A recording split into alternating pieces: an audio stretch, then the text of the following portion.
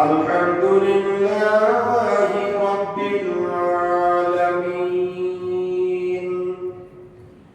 Alhamdulillahilladzi hadana li khairil adyan wa syarrafna lis sa'adatil Islam wa majjadana bi tariqis sahabati wal awliya'il kiram. As-salatu wassalamu ala man kana nabiyyan wa adamu bainal ma'i wat-tin, syafi'il mudhnibin, khatamin nabiyyin, wa ala alihi wa ashabihi ajma'in. Amma ba'du, faqad qala Allahu 'azza wa jalla fi sya'ni habibihi ta'ziman lahu wa tawqiran. Inna Allaha wa malaikatahu yusalluna 'alan nabiyyi ya ayyuhalladzina amanu sallu 'alaihi wa sallimu taslima.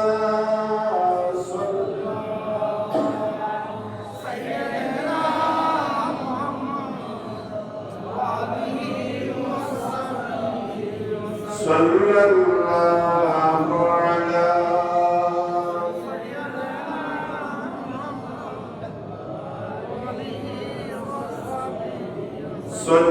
sallallahu ala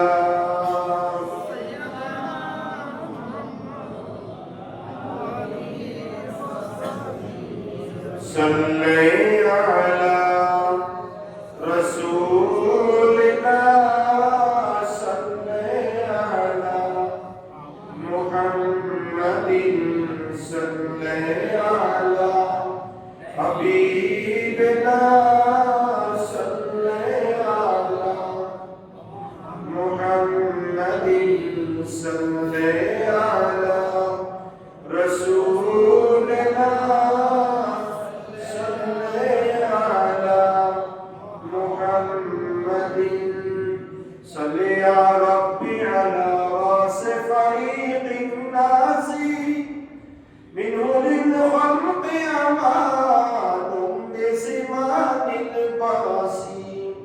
Salli ya Rabbi ala man huwa fi kharri ghadin kullu man yasma'u yasqihi rahi kal kasi. Salli ala rasulillah salli ala Muhammadin salli ala habibina salli ala salli ya Rabbi ala qawlis kullil bashari muqtamil wahshati fil qabri biistinasi. Salli ya Rabbi ala dhi karamin ummatuhu tadkhulul jannata fil hashri bila waswasi. Salli ala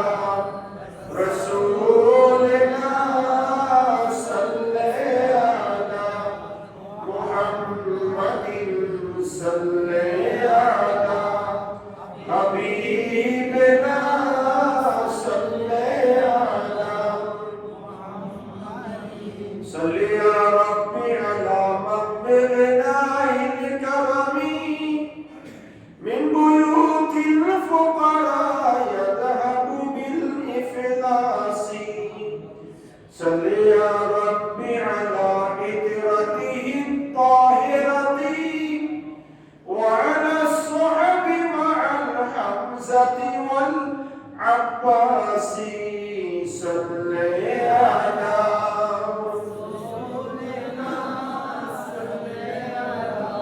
محمد صل على حبيبنا صل على محمد صل على رسولنا صل على محمد.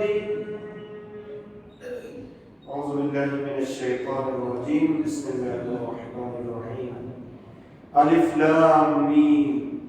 أحسب الناس أن يتركوا أن يقولوا آمنا وهم لا يفتنون.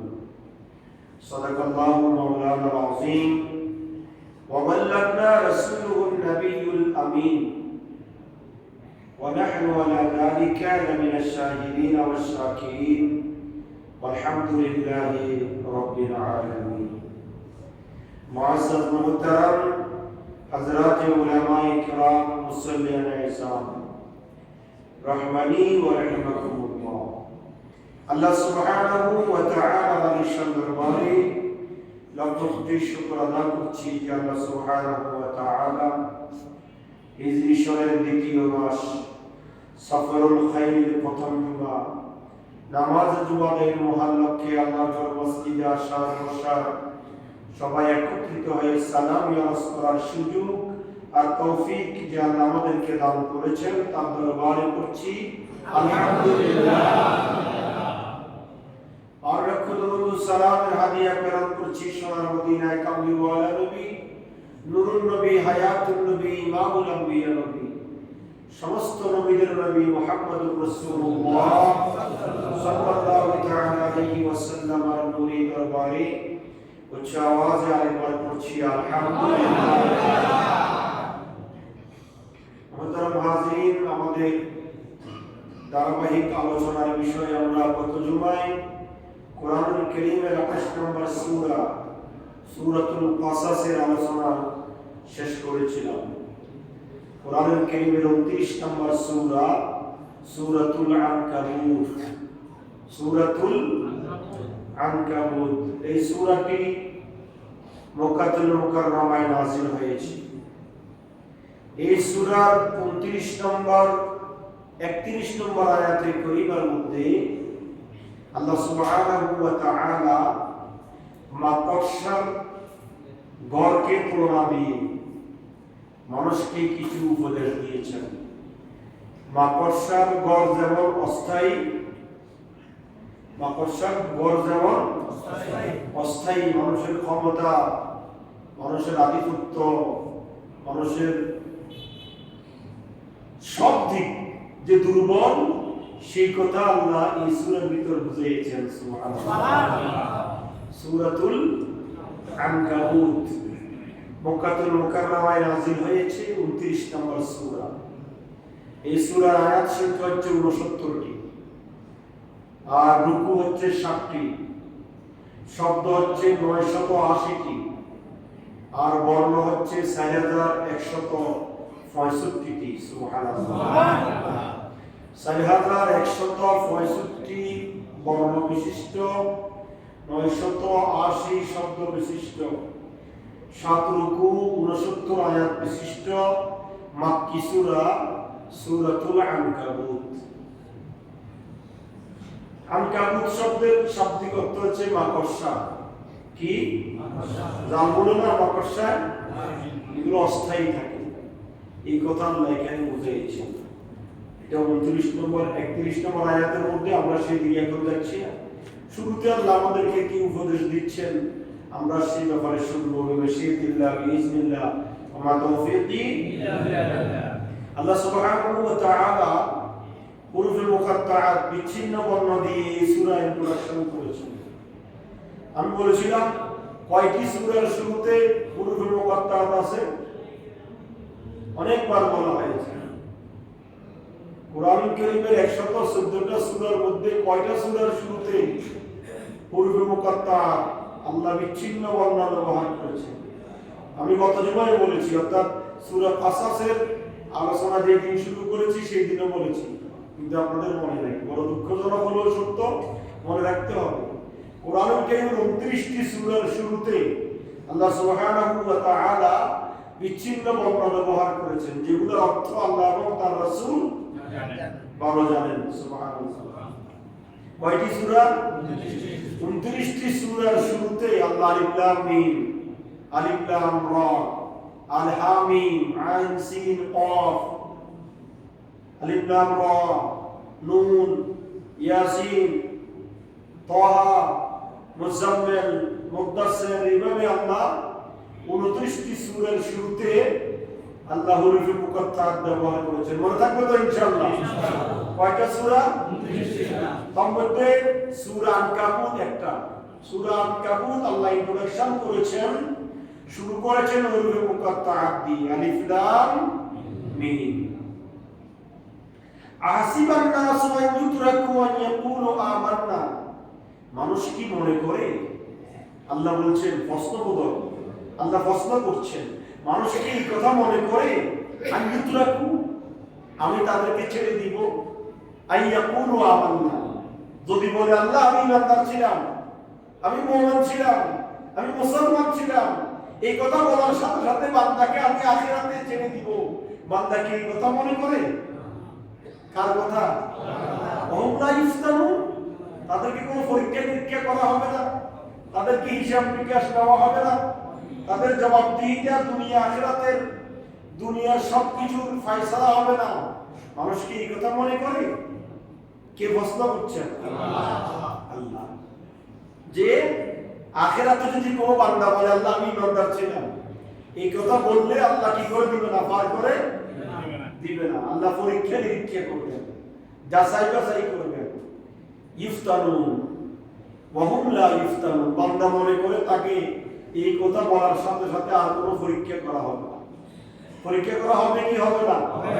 আল্লাহ বলছেন ওয়াত্তাকু ইয়াওমান তুরজাউনা, সেই দিনকে ভয় করো বান্দা, যেই দিন তোমাদেরকে আগে আল্লাহর কাছে ফিরে আসতে হবে। এই আয়াতের শেষে বলেছেন ওয়া হুম লা ইউজলামুন, কোন বান্দার প্রতি আমি আল্লাহ কি করি না? জুলুম করে না। আল্লাহ পরীক্ষা করবেন বান্দাকে। কি পরীক্ষা? কোরআনুল কারীমের রাসূল পাকের অসংখ্য হাদিসে পাকের মধ্য থেকে আরেকটি হাদিস শরীফ আল্লাহ নবী ইরশাদ করেছেন, লা তাজুলু কদামা ইবনে আদম হাত্তা ইউসআলু আন খামস। কাল কিয়ামতের কঠিন ময়দানে মুসিবতের সময় বান্দা যদি বলে আল্লাহ আমি ইমানদার ছিলাম, এই কথা বললে বান্দাকে ছেড়ে দেওয়া হবে না। আল্লাহ রাসূল বলেন উম্মতরে আমার 5টি প্রশ্নের উত্তর না দেওয়া ব্যতীত এক কদম সামনের দিকে নড়াচড়া করার সুযোগ থাকবে না। সুবহানাল্লাহ। কয়টি প্রশ্ন? 5টি প্রশ্নের উত্তর দিয়ে বান্দাকে সামনের দিকে অগ্রসর হইতে হবে। কোথায়? কোথায়? কিয়ামতের ময়দানে। কোথায়?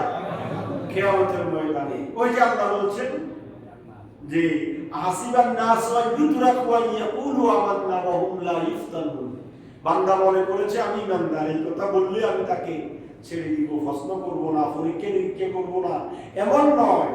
বান্দাকে আল্লাহ কিয়ামতের ময়দানে কয়টা প্রশ্ন করবেন? দেখেন এখানে নামাজের কথাও আসে নাই, রোজার কথাও আসে নাই, হজের কথাও আসে নাই, যাকাতের কথাও আসে নাই। কি প্রশ্ন করবেন আল্লাহ? বলে নাই যে নামাজ পড়ছো কিনা, হজ করছো কিনা, যাকাত দিয়েছো কিনা, রোজা রেখেছো কিনা। এই প্রশ্ন আল্লাহ কিয়ামতের ময়দানে বান্দাকে করবেন না। কি করবেন? 5টা প্রশ্ন করবেন। মনে থাকবে? কয়টা? 5টা। আন খামস। 1 নম্বর হচ্ছে রবরিহি ফিমা আফনা, বান্দারে আমার তোমার জীবন কোথায় পরিচালনা করেছো? তোমাকে আমি আল্লাহ একটা হায়াত দিয়েছি, এই হায়াতটা তুমি কোথায় অতিবাহিত করেছো? কোন কাজে ব্যয় করেছো? তোমার দ্বারা কারো কোনো ক্ষতি হয়েছে কিনা?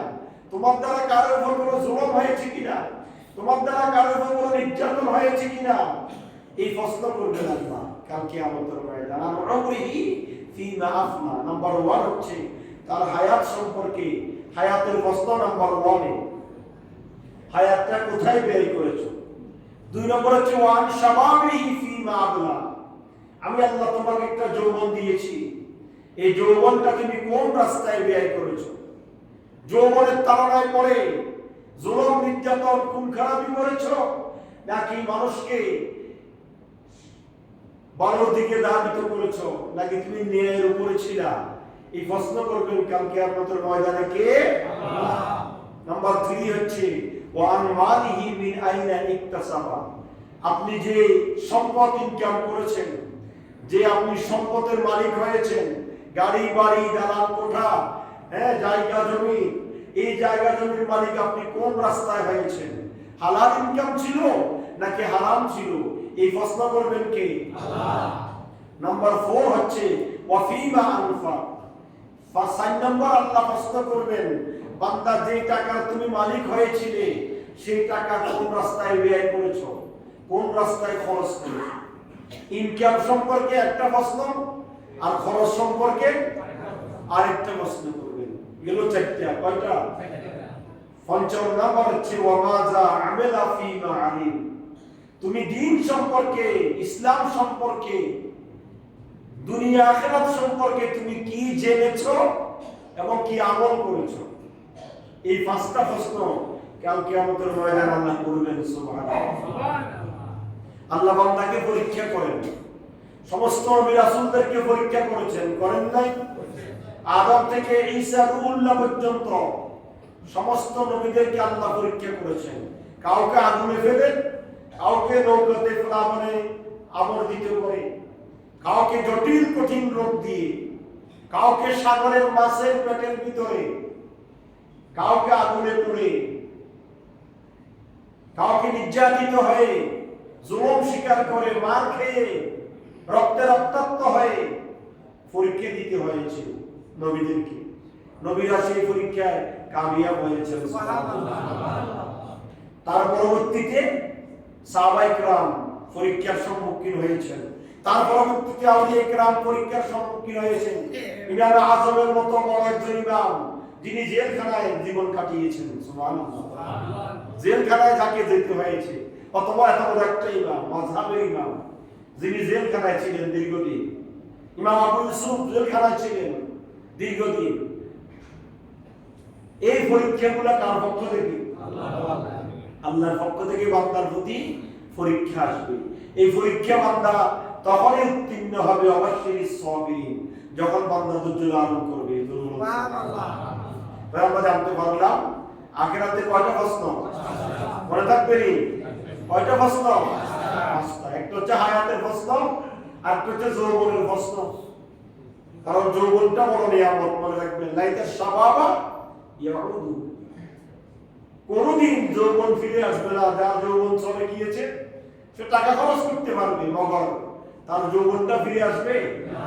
আসবে না। এই জন্য যৌবনটা অনেক মূল্যবান একটা সম্পদ। এই জন্য যৌবনটা বড় ভালো কাজে ব্যয় করতে হবে। খুন খারাপিতে, রক্তে রক্তাক্ত করে, নির্যাতন করে, জুলুম করে, মারপিট করে, কাটাকাটি করে, রক্তারক্তি করে, এই যৌবনটা যদি আমি আপনি কাটাই, আমাকে কাল কিয়ামতের ময়দানে কি দিতে হবে? হিসাব দিতে হবে। তারপরে প্রশ্ন ইনকাম। ইনকামের ক্ষেত্রে সাবধান। ইনকামটা কি হালাল হচ্ছে নাকি হারাম হচ্ছে, বৈধ হচ্ছে নাকি অবৈধ হচ্ছে। মনে রাখবেন যে এই নামে উৎপন্ন সেই নামে বিনাশ। এটা দুনিয়ার রীতি। আপনার উৎপন্ন যদি হালাল ফলতে হয় তাহলে সেখানে বাঘেও চোখ দিবে না, কথা বলেন ঠিক কিনা? আর যদি সেখানে অসৎপথে মানুষের উপর জুলুম করে, নির্যাতন করে, অপরের জায়গায় সম্পত্তি দখল করে, কষ্ট করে যদি আপনি কি করেন সম্পত্তির মালিক হন, সেই সম্পত্তি হয়তো বা দুনিয়ার জমিনে আপনার চোখের সামনে বিলীন হয়ে যাবে, আর না হয় আপনি ইন্তেকালের পরে আপনার ছেলে মেয়েদের হাত থেকে হাতছাড়া হয়ে যাবে। এটা হচ্ছে আল্লাহর বিধান। সুবহানাল্লাহ।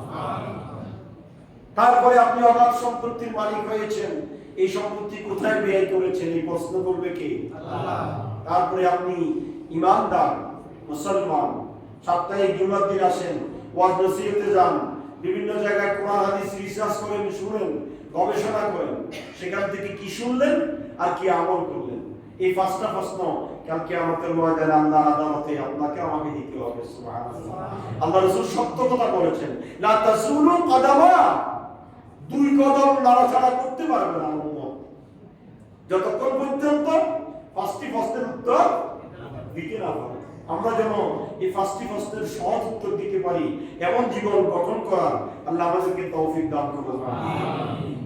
সূরা আল-কাবুতের 3 নম্বর আয়াতে কারিমার মধ্যে আল্লাহ রাব্বুল আলামিন হাকামুল হাকিমিন বলেছেন, ওয়ালাকাদ ফাতান্নাল্লাযীনা মিন ক্বাবলিহিম ফালা ইয়া'লামান্না আল্লাহুল্লাযীনা সাদাকু ওয়া লা ইয়া'লামান্নাল কাযিবিন। সুবহানাল্লাহ।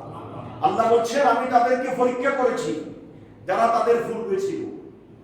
ইতিপূর্বে অসংখ্য বান্দাকে আল্লাহ পরীক্ষা করেছেন, করেন নাই? ওই যে বললাম, কাউকে আগুনে ফেলেছেন, কাউকে মাছের পেটে দিয়েছেন, কাউকে আপনার প্লাবন দিয়ে নৌকায় আরোহণ করাইছেন, কাউকে ব্যবসাটা করেছেন বিভিন্ন ভাবে।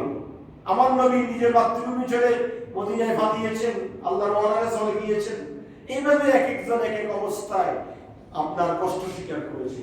আল্লাহ বলে ওয়ালাকাদ ফাতান্না, আমি আল্লাহ বান্দাকে পরীক্ষা করি, আল্লাযীনা মিন ক্বাবলিহিম, তোমাদের পূর্ববর্তী যারা অতীত হয়েছে তাদেরকেও আমি আল্লাহ কি করেছি? পরীক্ষা করেছি।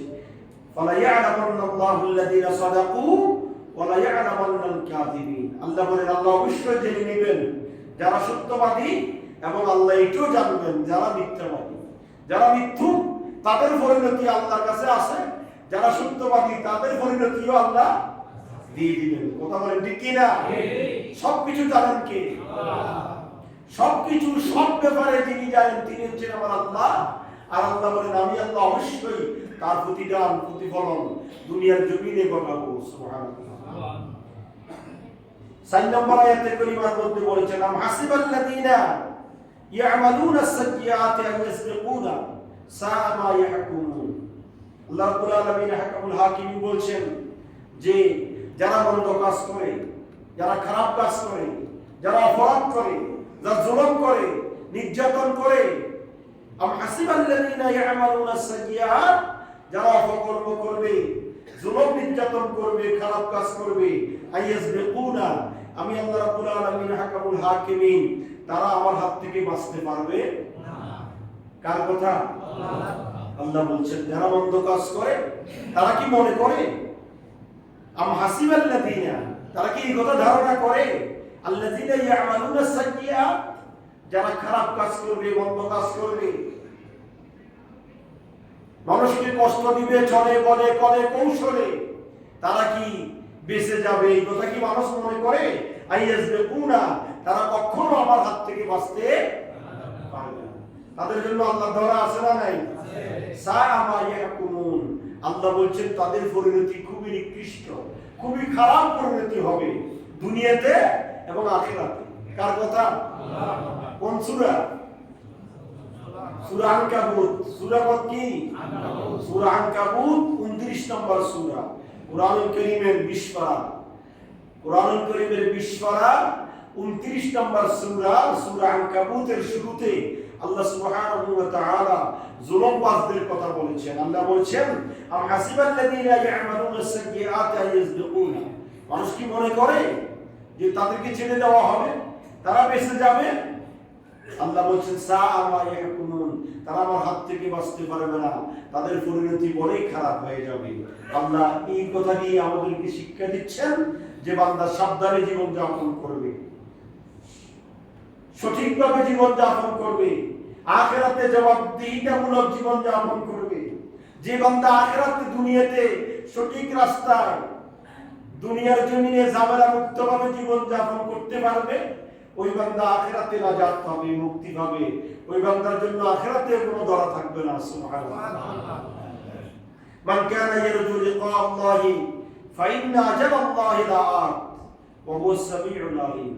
তার পরবর্তী আয়াতে কারিমার মধ্যে আল্লাহ বলেন মান কানা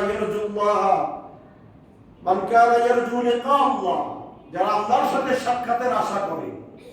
কার সাথে সাক্ষাৎ? আল্লাহর সাথে। বান্দা কার সাথে সাক্ষাৎ করবে? বান্দার একমাত্র আশা কার সাথে সাক্ষাৎ করা? আল্লাহর সাথে। আল্লাহর সাথে দিদার করা। আখিরাতে বান্দা আল্লাহর সাথে দিদার চাইবে।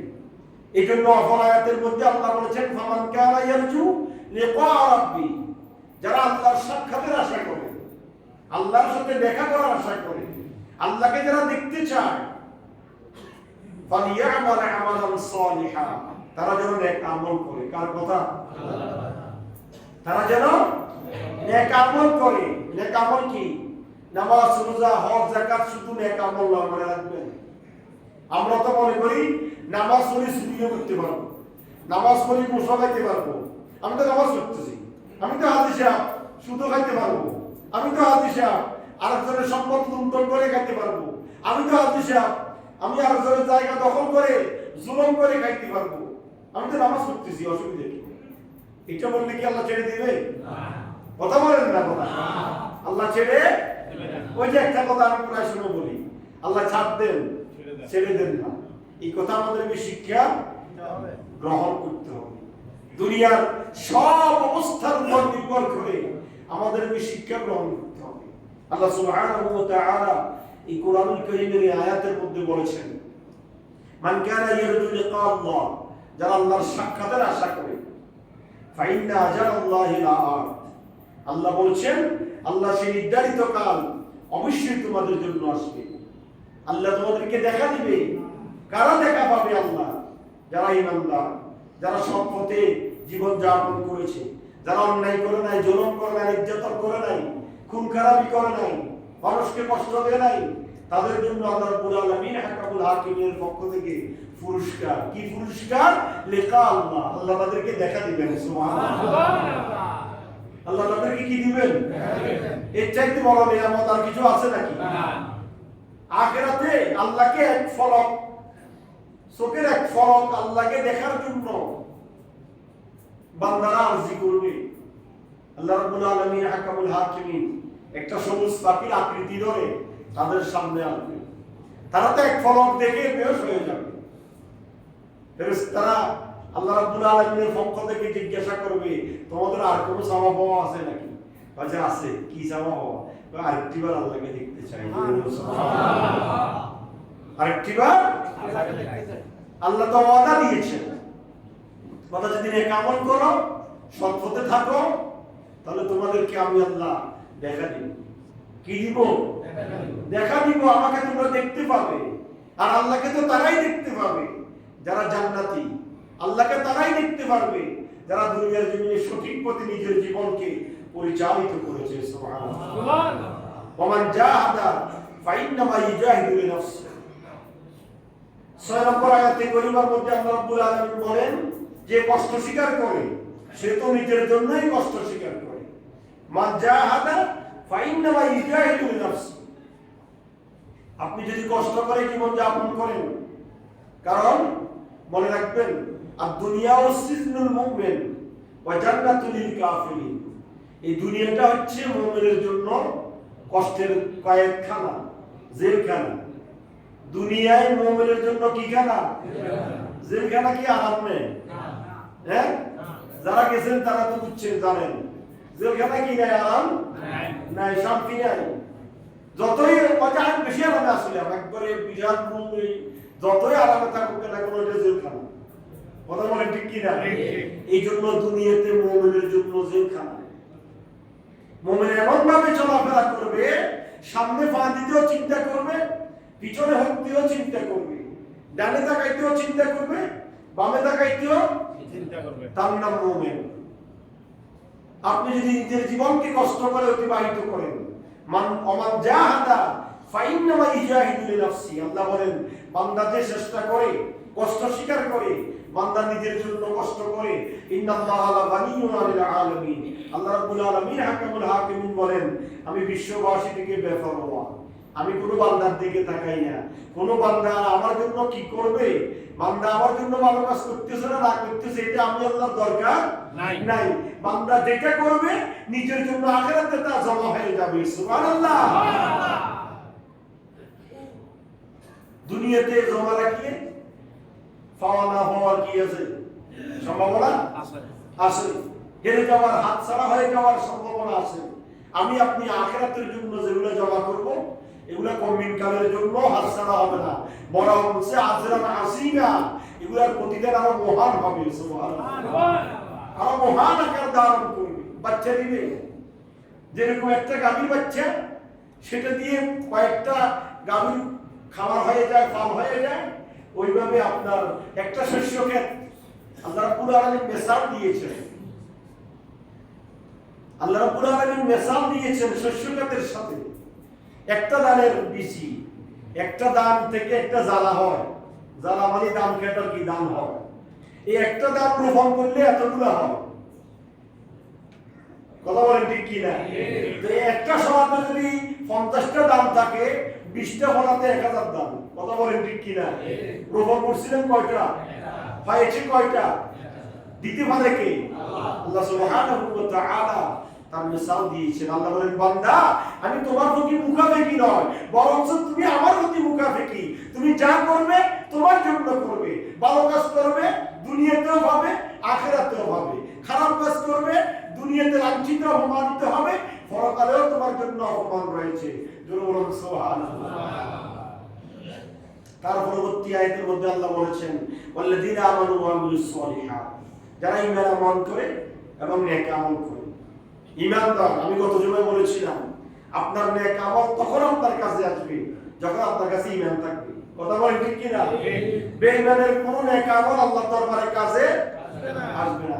আল্লাযীনা আমানু ওয়া আমিলুস সলিহাত, যারা ঈমান আমল করে এবং নেক আমল করে, লা নুকাফিরান্না আনহুম সাইয়্যাতিহিম ওয়া লানাজজিয়ান্নাহুম আহসানাল্লাযী কানু ইয়া'মালুন। ওই যে কিছুক্ষণ আগে এটার অর্থ বলে দিয়েছি। আল্লাহ বলেছেন যে বান্দা যদি কি করে, ঈমান আনয়ন করে এবং নেক আমল করে, লা নুকাফিরান্না আনহুম সাইয়্যাতিহিম, আমি অবশ্যই তাদের মন্দ কাজ মিটিয়ে দিব। নেক আমলের কারণে মন্দ কাজ কি হয়ে যায়? ইন্নাল হাসানাতে ইউযহিবনা সাইয়্যাত যালিকা যিকরা লিয-যাকিরিন। সুবহানাল্লাহ। এটাকে বলে কোরআনের আয়াত দিয়ে কোরআনের তাফসীর। এটা এই আয়াতের আরেকটা ভিন্ন আয়াতে আল্লাহ কোরআনের তাফসীরে বলে দিয়েছেন যে ইন্নাল হাসানাতে ইউযহিবনা সাইয়্যাত, বান্দা যদি নেক আমল করে, নেক আমলে বদ আমলকে কি করে দেয়? শেষ করে দেয়, দূরীভূত করে দেয়। যালিকা যিকরা লিয-যাকিরিন, এটা হচ্ছে যারা হেদায়েত গ্রহণ করে, জিকির গ্রহণ করে, তাদের জন্য এটা বড় হেদায়েত। এই জন্য আল্লাহ সুবহানাহু ওয়া তাআলা বলেছেন, লা নুকাফিরান্না আনহুম সাইয়্যাতিহিম, আমি আল্লাহ অবশ্যই তাদের মন্দ কাজগুলো মিটাই দিব। ওয়া লানাজজিয়ান্নাহুম আহসানাল্লাযী কানু ইয়া'মালুন, এবং তাদের কর্মের জন্য উৎকৃষ্ট প্রতিদান দিব। সুবহানাল্লাহ। প্রতিদান দেনেওয়ালা কে? আল্লাহ। আমি আপনি হাজারো চেষ্টা করে তার প্রতিদান পাবো না আল্লাহ যদি আমাকে না দেয়। আর আল্লাহ বলেন, বান্দা আল্লাহ নামে তাকিদ ব্যবহার করেছেন, যারা আরবি কায়দা বুঝবেন তারা জানেন। আল্লাহ বলেছেন, লা নুকাফিরান্না আনহুম, অবশ্যই আমি আল্লাহ তাদের মন্দ কাজগুলো দূরীভূত করে দেব, এবং ওয়া লানাজজিয়ান্নাহুম, অবশ্যই তাদেরকে আমি আল্লাহ জাযা দিব, প্রতিদান দিব, বেনিফিট দিব, আহসানাল্লাযী কানু ইয়া'মালুন, তারা যে কাজটা করেছে তার উত্তম প্রতিদান আমি আল্লাহ বান্দাকে দিব। জোরে বলুন সুবহানাল্লাহ। তার পরবর্তী আয়াতে কারিমার মধ্যে আল্লাহ সুবহানাহু ওয়া তাআলা মাতা-পিতার প্রতি সৎ ব্যবহারের কথা বলেছেন। আজকে আমাদের যুবক, আমরা যুবক বলেন, বৃদ্ধ বলেন, অনেকে আছেন মা বাবার খবর নেই না, আছে না নাই? বুড়ো হয়ে গেলেও খবর নাই, হয়তো মা বাবার তো ছেলে আরেকটা আছে, ওটা দেখতেছে, আমি আমার ছেলে মেয়ে নিয়ে ব্যস্ত, আমি আমার পরিবার নিয়ে ব্যস্ত। মা বাবার তো ছেলে আরেকটা আছে, ও দেখতে পারেন না, সবসময় আমি খাওয়াবো নি, আরেকটাও খাওয়াইতে পারে না। 6 মাসের ভিতর 12 মাসের ভিতর আমি 6 মাস খাওয়াবো, ও 6 মাস খাওয়াবো। কিন্তু মা আপনাকে যখন ফেটে নিয়ে আপনাকে যখন দুধ খাওয়াইছিল, তখন বলে নাই তুমি একটা খাও, আরেকটা তোমার মায়ের জন্য, বলছিল নাকি? নিজে না খেয়ে আপনাকে খাওয়াইছে, নিজে না পড়ে আপনাকে পড়াইছে। কিন্তু আজকে সেই মা বাবাকে নিয়ে আমাদের মা বাবার ওয়াজার কত করব, আপনারা তো সবাই আমার থেকে বেশ জানেন। কিন্তু মা বাবার প্রতি সদবান সদয় হতে হবে। আল্লাহ রাব্বুল আলামিন হাকামুল হাকিমিন এই আয়াতে কারিমার মধ্যে সূরা আনকাবুতের 8 নম্বর আয়াতে কারিমার মধ্যে আল্লাহ বলেছেন, ওয়াসাইনাল ইনসানা বিওয়ালিদাইহি হুসনা, আমি আল্লাহ মানুষকে অর্ডার করেছি তারা যেন তাদের পিতা মাতার সাথে সৎ ব্যবহার করে। সুবহানাল্লাহ। কার সাথে? দেখেন কুরআনুল কারীমের অসংখ্য আয়াত, অসংখ্যবার আল্লাহ বলেছেন মা বাবার সাথে কি করো? সৎ ব্যবহার করো, মা বাবার সেবা করো। কারণ মা বাবার সেবা করতে হবে বলে আল্লাহ জানেন, কিন্তু আপনারা আমরা মা বাবাকে তুচ্ছ তাচ্ছিল্য করবো। ছেলে মেয়ে, স্ত্রী, শ্বশুর শাশুড়ি, হ্যাঁ, তাদেরকে নিয়ে আমরা থাকবো, মা বাবাকে তুচ্ছ তাচ্ছিল্য করে একসাথে একপাশে ফেলে দিব, এটা আল্লাহ জানতেন। এই জন্য আল্লাহ কোরআনে হাকিমের মধ্যে বারবার বলেছেন ওয়াসাইনাল ইনসান, ওয়াসাইনাল ইনসান, বান্দারে আমার তোমার প্রতি ওসিয়ত, তোমার প্রতি আমার নির্দেশ, তুমি মাতা পিতার প্রতি কি করো? সৎ ব্যবহার করো, মা বাবাকে দেখাশোনা করো, মা বাবাকে খাওয়াও, মা বাবার খবর নাও, মা বাবার চিকিৎসা, শিক্ষা, বাসস্থান, অন্য বস্ত্রের ব্যবস্থা করো, মা বাবার বাসস্থান, চিকিৎসার ব্যবস্থা করো, দেখাশোনা করো। মাসের খাবারে টাকা 1000 বাড়িয়ে দিলেন, ভাই হাতের কাছে খাদ্য, হ্যাঁ, হাতের কাছে খাদ্য যা পাইয়েছে এনে 1000 দিলে আপনার খরচ কি?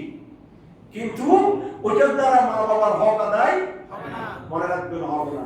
তারপরে আল্লাহ কি বলেছেন?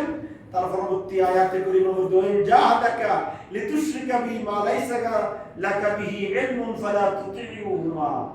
আল্লাহ রাব্বুল আলামিন হাকামুল হাকিমিন মা বাবার এমন আনুগত্য করতে বলেছেন, মা বাবার সব কথা মানতে হবে। কার কথা? আল্লাহ। শুধুমাত্র আল্লাহ বিরোধী যদি কোনো কথা বলে, যদি আল্লাহ বিরোধী কোনো কথা বলে, আল্লাহর সাথে শিরক করতে বলে, কুফরি করতে বলে, আল্লাহর নাফরমানি করতে বলে, ফালা তুতিউহুমা, এই ক্ষেত্রে মা বাবার আনুগত্য করা যাবে। নিজের মা বাবার কথাই স্ত্রী ছেড়ে দেওয়ার নিয়ম আছে। আমি আরেকদিন আলোচনার মধ্যে বলেছিলাম, নিজের মা বাবার কথাই স্ত্রীকে তালাক দেওয়ার হুকুম আছে। কারণ ইব্রাহিম আলাইহিস সালাম একদিন তার সন্তান ইসমাইলকে দেখতে আসছিল, আসি দেখে ইসমাইল বাসায় নাই। তো আসার পরে ইসমাইলের স্ত্রী চিনতে পারে না ইনি যে ইব্রাহিম খলিলুল্লাহ। আসছে বুড়া মানুষ, কেমন আছো? কই এত শান্তিতে নাই। আসি, তো আমার ছেলে কোথায়? কোথায় চলে গেছে, কোনো খবর নাই। আসে আর কি, নবীরা তো সবসময় দিনের কাজে ব্যস্ত থাকতেন, ঘরের ভিতর থাকার তাদের সুযোগ ছিল না।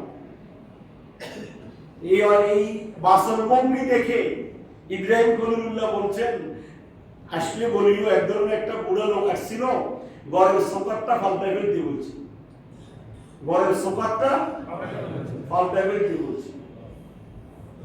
ইব্রাহিম খলিলুল্লাহ চলে গেলেন, কিছুক্ষণ পরে ইসমাইল জমিউল্লাহ আসছে, বলেছে কেমন আছো, কি খবর? ভালো আছি। একটা বুড়া লোক আসছিল, তো সে আসি বলে তোমার খবর নিল, তো আমি কেমন আছো জিজ্ঞাসা করছি, আমি যেমন রাখছো তুমি তেমন আসি বলছি একদিন। তো কি হয়েছে, কি বলেছে? বলেছে ঘরের সোফারটা পাল্টাই ফেলতে। ওই কাজ শেষ, ঘরের সোফার পাল্টাই ফেলতে বলছে মানে তোমাকে তালাক দিতে বলছে, তুমি তালাক। মা বাবার কথার গুরুত্ব আছে না নাই? আছে। ওয়াসাইনাল ইনসান ওয়া ক্বাদা রাব্বুকা আল্লা তা'বুদু ইল্লা ইয়্যাহু ওয়া বিল ওয়ালিদাইনি ইহসানা। আল্লাহ বলেন আমি আল্লাহর ইবাদতের পরে, আমি আল্লাহর গোলামির পরে তোমার আর কোনো গোলামি নাই, আর কোনো কাজ নাই, মা বাবার গোলামি করো। আল্লাহু আকবার। কার নির্দেশ? আল্লাহ। স্ত্রীকে বসায় রেখে মার দিয়ে কাজ করায়, এমন স্ত্রী আছে না নাই? স্ত্রীকে গরম কথা বলে না, মাকে। আরে আমি গত সপ্তাহের কথা, এই এলাকার কথা, একটা মা বলতেছে আমাকে, সে ফুতের বউ কথা বলে না, খাওয়ায় না, তো ছেলে ফিরে যাইছে, তুমি চাইছে, আর এখন ছেলে কি কন্ট্রোল করতে পারতেছে না, তো কি করে, ওই বাইরে থাকে আরেক ছেলে আরেক এলাকায়, সেখান থেকে দুপুরবেলা পাতানি দিয়ে সে পরের দিন সকালবেলা পর্যন্ত এগুলো খায়। নাউজুবিল্লাহ বলবেন না, থাকে যে আমার ঘরে, কিন্তু আমি আমার স্ত্রী আমার মাকে খাওয়াচ্ছে না, আমার আরেক ভাই থাকে আরেক জায়গায়, সেখান থেকে ভাত ফাটায়, তারপরে আমার মাই সেগুলোকে 2-3 বার করে ঠান্ডা গরমে এই ভালো খারাপের বিষয় বন্ধু খাই জীবন যাপন করতেছে। এই ধরনের যদি আমাদের অবস্থা হয়, দুনিয়ার খোদার গজব আমাদের উপর আসবে না, কার উপর আসবে? আল্লাহ বলেছেন ওয়াসাইনা ওয়া কাদা রাব্বুকা আল্লা তা'বুদু ইল্লা ইয়্যাহু। মনে রাখবেন, খালি ইবাদত নামাজ পড়ি মুহর কালো করি ফেললে হবে না, রোজা রাখতে রাখতে শেষ হয়ে গেলে হবে না, যাকাত দিতে দিতে সম্পদ খালি করে ফেললে হবে না। আপনার যারে খোদা, যেটাকে বলা হয় আল্লাহর পরে নবী, নবীর পরে মা এবং বাবা, তাদের সেবা, তাদের খবর নেওয়া, তাদের প্রতি। আবার এমনও ব্যক্তি আছেন উল্টা, মা বাবাকে চায়নি, স্ত্রী ছেলে মেয়েকে তুচ্ছ তাচ্ছিল্য করে, মা বাবার নামে সব সম্পদ দেখাই দিচ্ছে, স্ত্রীকে কিছু দেখাই দেয় না। এরকমও আছে, এরকমও আমার জানা আছে। তো এটাও তো দোষ, এটাও কি দোষ? এটাও দোষ। মনে রাখবেন, স্ত্রী আপনার জীবন সঙ্গিনী। স্ত্রীর কথা বলেছিলাম না কয়েক জুমা আগে, স্ত্রী ছাড়া সবার কোনো গতি নাই। আপনি ছেলে মেয়ে সব চলে যেতে পারবে, আপনার স্ত্রী ছাড়া আপনি দেখতে পারবেন না। স্ত্রী আবার একটা জিনিস, এটাকে মহব্বত করতে হবে, প্রাধান্য দিতে হবে। কিন্তু দেখা যায় মা বাবা ভাই এদের প্রতি তার নগ্নতা, বউ কথা শুনতে পারে না, বউকে তুচ্ছ তাচ্ছিল্য করে, বকাশোনা করে, মারধর করে, মা বাবাকে প্রাধান্য দিয়ে। এটাও ইসলাম বলে নাই। ইসলাম বলেছে সামঞ্জস্যতা, মা বাবাকে মা বাবার হক, স্ত্রীকে স্ত্রীর হক, দাদা দাদি ছেলে মেয়েকে ছেলে মেয়ের হক, ভাই বোনকে ভাই বোনের হক, তাকে সমভাবে তুমি জীবন পরিচালনা করো। ইসলাম ভারসাম্যতা রক্ষা করেছেন। সুবহানাল্লাহ, এটার নাম ইসলাম। ইসলাম শুধু একদিকে নয়। ইসলাম বলে নাই মা বাবাকে ছাও, বাকিদেরকে তুচ্ছ তাচ্ছিল্য করো। আমার ইসলাম বলে নাই শ্বশুর শাশুড়িকে প্রাধান্য দাও, মা বাবাকে তুচ্ছ তাচ্ছিল্য করো। এমনও আছে শ্বশুর শাশুড়িকে মাথায় রাখেনি, মা বাবার খবর নেই। আছে না নাই? এই জন্য দোনো দিকে, তিনের দিকে, চারের দিকে আমাদের সমস্যা। এই জন্য আপনারা তো আমার থেকে বেশ বুঝেন।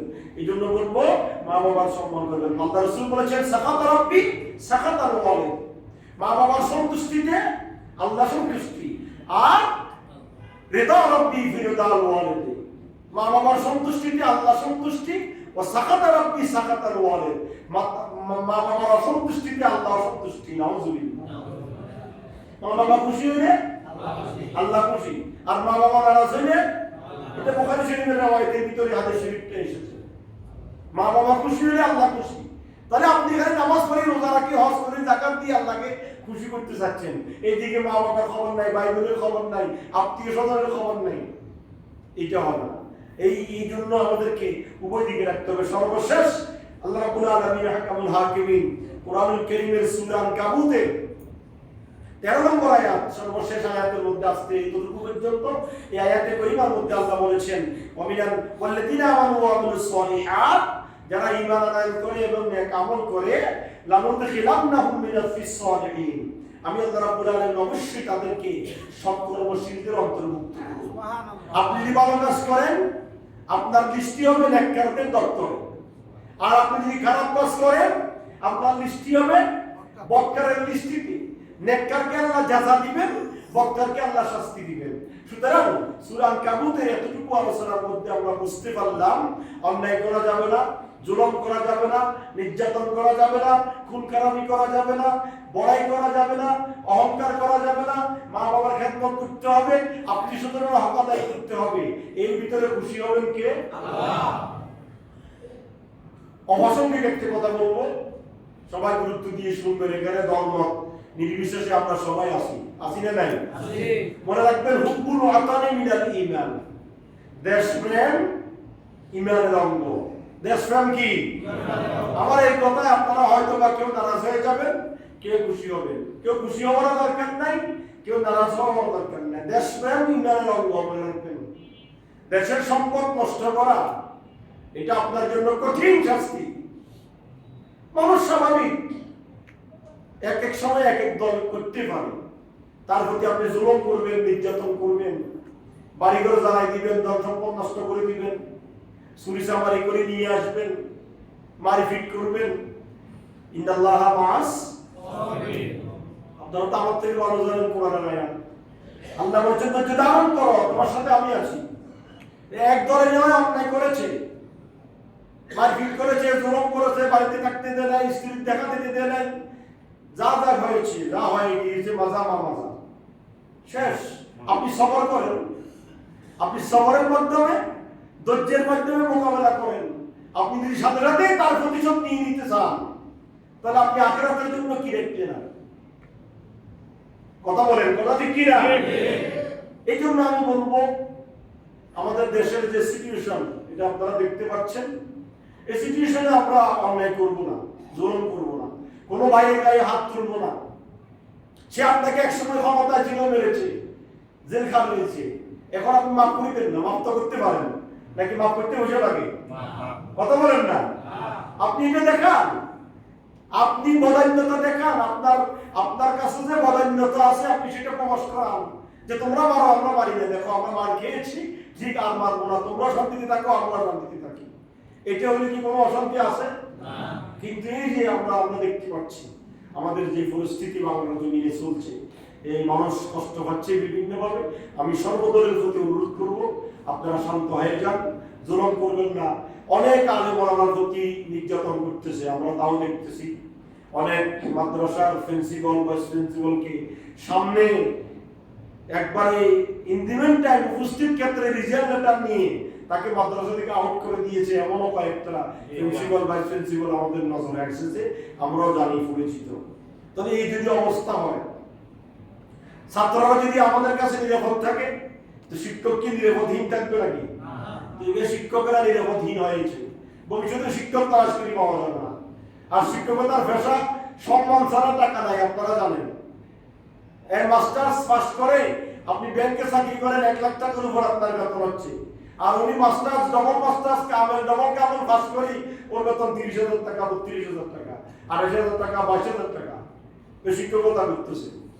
এই শিক্ষকতার পেশায় একটা জিনিস আছে, সেটা সম্মান, যে দেখলে আমার ওস্তাদ, আসসালামু সালাম একটা দিবে, আপনাকে হয়তো সালাম দিবে না, কিন্তু হয়তো আমাকে সালাম দিবে, আমি তার ওস্তাদের জন্য। এই সম্মানটাই আছে। কিন্তু তার প্রতি যদি আপনাকে জুলুম স্বীকার করতে হয়, ইন্ডিপেন্ডেন্ট টাইম আপনাকে উপস্থিত জোর করে যদি আপনি রিজাল্ট লেখা দিতে হয়, এটা জুলুম। এই সমস্ত জুলুমে আপনারা যাবেন না, তারপরে মারধর করবেন না। এই যে বিভিন্ন দরবার ভাঙি ফেলতেছে, এরা কারা? বাড়িঘর জ্বালাই ফেলতেছে, চুরি লুট করতেছে, এরা কারা? এরা আমার আপনার ভাই, এরা হয়তো বা বহারে। এটা আমি বলবো না বিএনপি করতেছে, আমি বলবো না জামাতে করতেছে, এটা বহারে কিছু যারা এই দলের লোকগুলোকে কালারিং করার জন্য এই সমস্ত কাজ করতেছে। চুরি চামারি করি, দোকান লুট করি, বাড়িঘর জ্বালাই ফেলি, কি লাভ হবে আপনার? আপনি ওর সম্পদ শেষ করে দিয়েছেন, গরু 250টা নিয়ে গিয়েছেন, ওর সম্পদ শেষ। কিন্তু ও আরেকটা আপনি কাউন্সিলর অফিস করে ভাঙলেন, এটাকে আপনার কি করতে করেছে? এটা তো হুকুল হতালে মিলে নিবেন, এটা তো সরকারি সম্পদ। কথা বলেন ঠিক কি না? এই যে গণভবন, বঙ্গভবন সব শেষ করে দিচ্ছে বাঙ্গি চুরি, এটা আরেকটা সরকার আসলে আবার গঠন করতে হবে না? এটা কার হক? এটা জনগণের হক, সরকারি সম্পদ।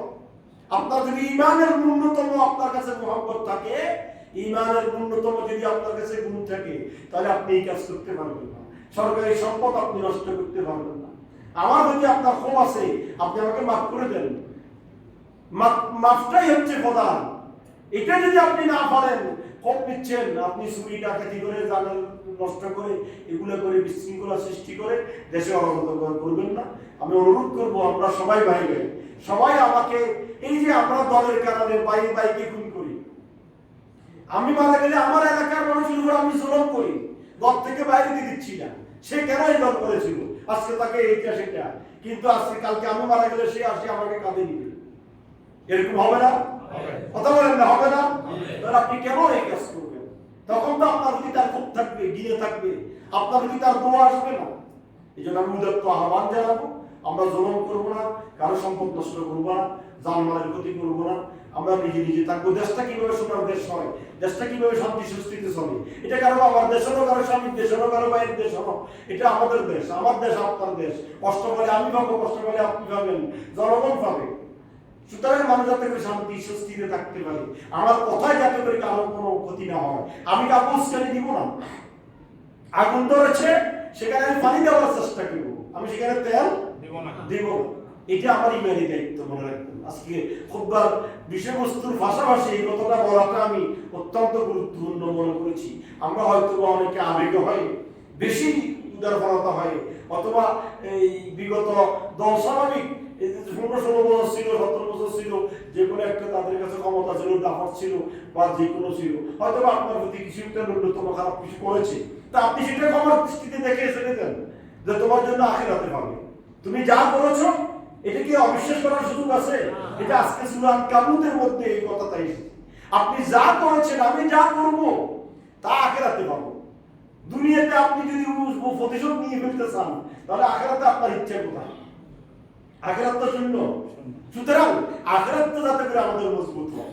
দুনিয়াতে আমি যেমন তেমন কষ্ট করলাম, আমি ঘরের ভিতরে থাকলেও আমার জীবন যাচ্ছে, জেলখানা থাকলেও জীবন যাচ্ছে, আমি লোকালয়ে থাকলেও জীবন যাচ্ছে, যে কোনো প্রকারে আমার নির্ধারিত বাজেট 60 বছর 70 বছর অতিবাহিত হবে, তারপরে তো আমাকে কি করতে হবে?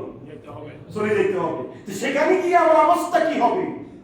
আমি যে খুনখারাপি করেছি, বাড়িঘর জ্বালা দিয়েছি, দোকানপাট ভেঙে ফেলেছি, গাড়ি বাড়ি নষ্ট করেছি, মানুষের জানমালের ক্ষতি করেছি, এটার জন্য আমার শাস্তি আছে না নাই? সুতরাং এই শাস্তি থেকে বাঁচার জন্য আমি আপনাদের উদাত্ত আহ্বান জানাবো, কেউ কোনো কিছু মনে করবেন না। দেশ যাতে করে শান্তিতে হয়, স্বস্তিতে চলে, আরামে হয়, এবং দেশটা যাতে উন্নতি হয়। যত ক্ষেত্রে এই সরকারের প্রতি আমি বর্তমান যারা দায়িত্ব নিয়েছেন তাদের প্রতি আমরা আজকের এই ময়দান থেকে, জুমার মাঠ থেকে উদাত্ত আহ্বান জানাবো যে দেশটা দুর্নীতি মুক্ত করবেন। যদি দেশটা দুর্নীতি মুক্ত হয়, তাহলে সাধারণ মানুষ খেয়ে পরে জীবনযাপন করা কি হয়ে যাবে? সহজ হয়ে যাবে। আল্লাহ সুবহানাহু ওয়া তাআলা আমাদেরকে আখিরাতের ভয়, কবরের ভয় আমাদের অন্তরে জাগ্রত করে দুনিয়ার জিন্দেগি করার তৌফিক দান করুন। আমিন। আসসালামু আলাইকুম ওয়া রাহমাতুল্লাহি ওয়া বারাকাতুহু।